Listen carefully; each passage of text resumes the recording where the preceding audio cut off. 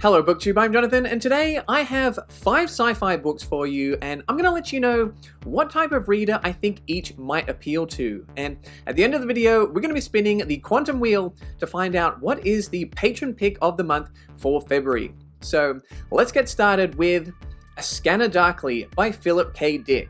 So A Scanner Darkly is set in a near future where around 20% of the population is addicted to something known as Substance D. And this is a story about the people that use this substance as well as law enforcement trying to track it down. So I've read 4 Philip K. Dick books now, and the first thing that I noticed about A Scanner Darkly was this is probably the funniest Philip K. Dick book that I've read so far. I found characters that talked like they knew everything when they knew absolutely nothing, or they talked about really silly details very, very seriously, at length, ad nauseum.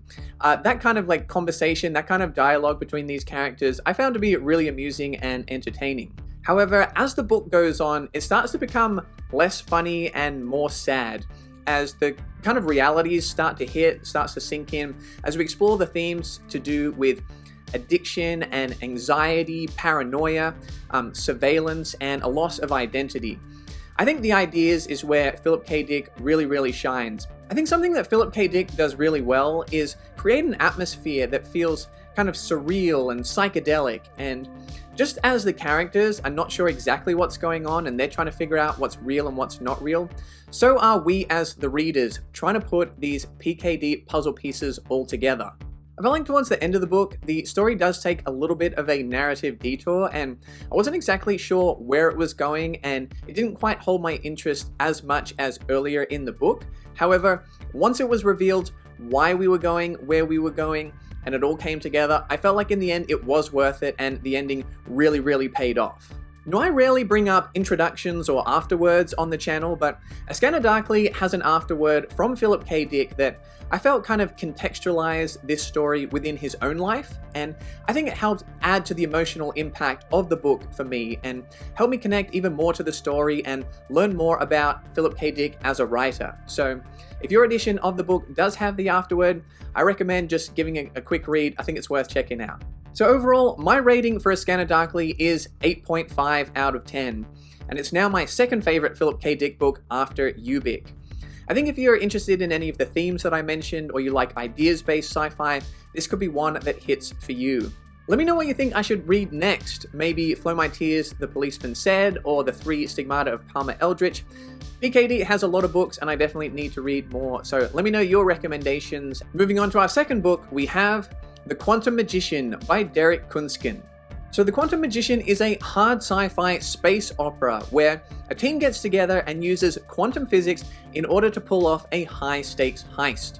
So I love a good heist story, I like the premise for this one, and getting into the book, there is quite a lot of terminology off the bat. There's quite a lot of descriptions of physics and technology, so if you're someone that doesn't love a lot of technobabble in your sci-fi, you might find the opening to this one just a little bit disorienting. However, after around 100 pages or so, the story does shift to this getting the band together storyline, which is much more familiar. It's a trope that makes for an easier, more comfortable reading after that introduction phase, which might be a little bit difficult for some.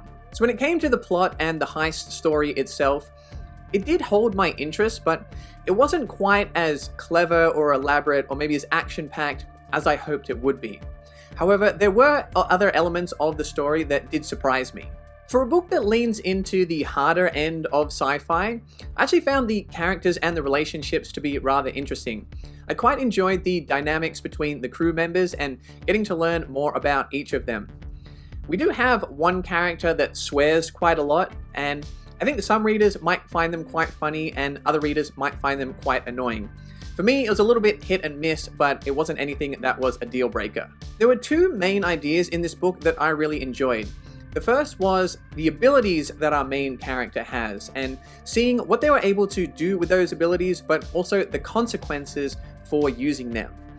The second idea that I really enjoyed was that there is a species that was biogenetically engineered, and seeing the relationship between that species and the people that created them was really, really interesting. I think the world building was very well thought out in this book, and something that kind of kept me going, kept me interested through other parts that I maybe didn't find as exciting. I wanted to get back to those and learn more about those people. So overall, for me, this was a 7.5 out of 10.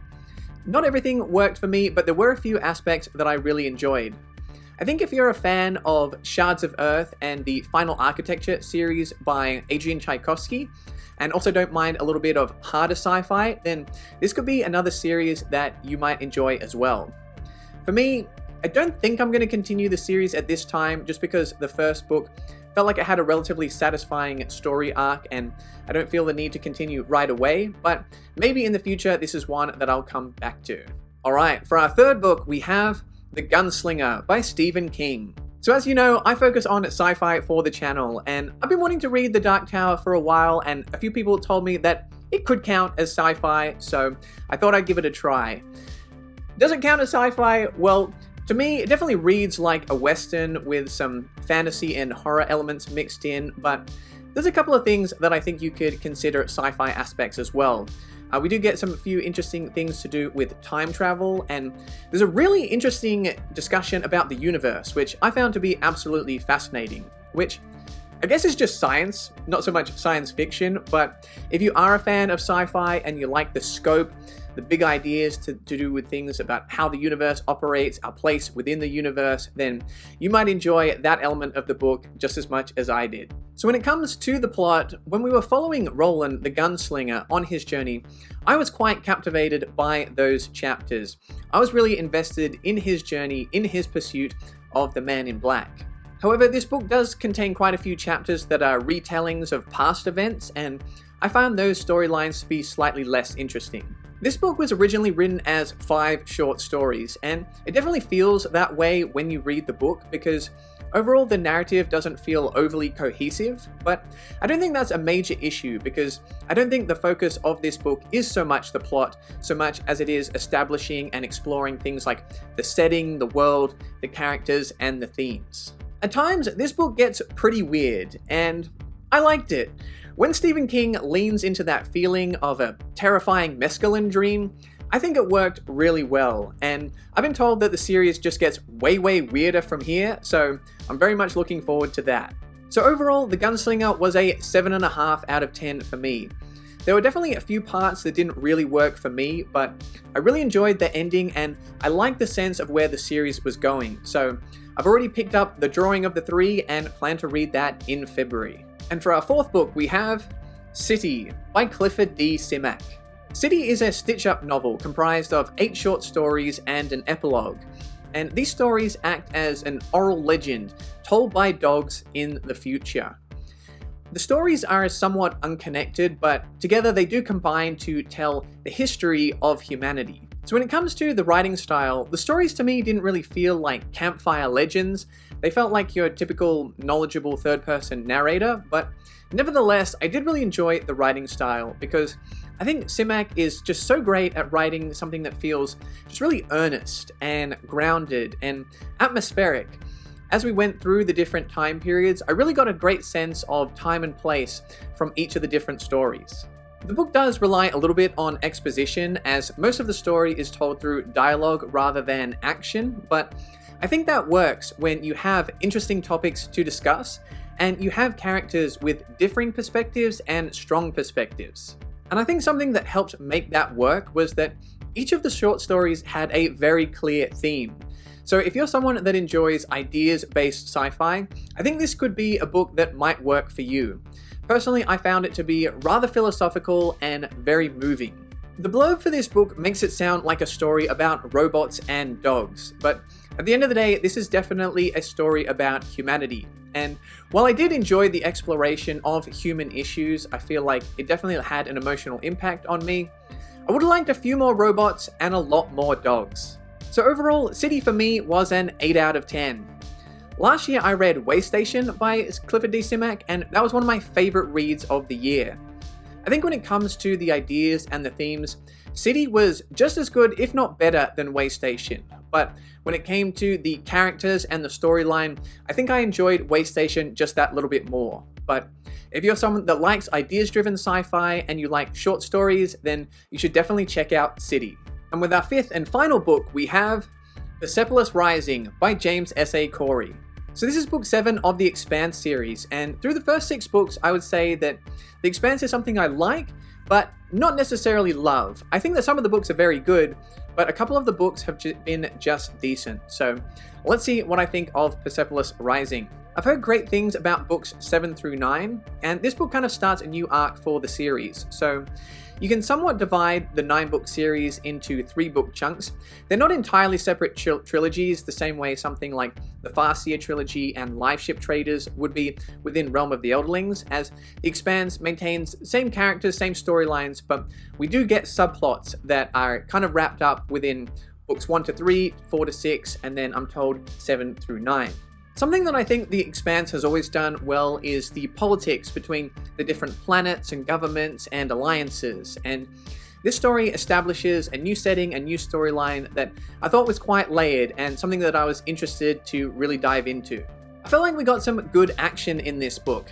In Babylon's Ashes, I felt like some of the storylines were a little bit anticlimactic, whereas in the storylines in Persepolis Rising really held my interest and kind of built to some pretty exciting action sequences. So in the Expanse books, each book tends to introduce new POVs, which has some pros and cons because it does help keep the series fresh. You get some new characters, some new perspectives, but you may have developed a favorite character and they might still be in the series, but you're no longer getting to read the story from their perspective, and sometimes that can feel sorely missed. But one of the new characters that we get introduced to in Persepolis Rising, I thought was really well written.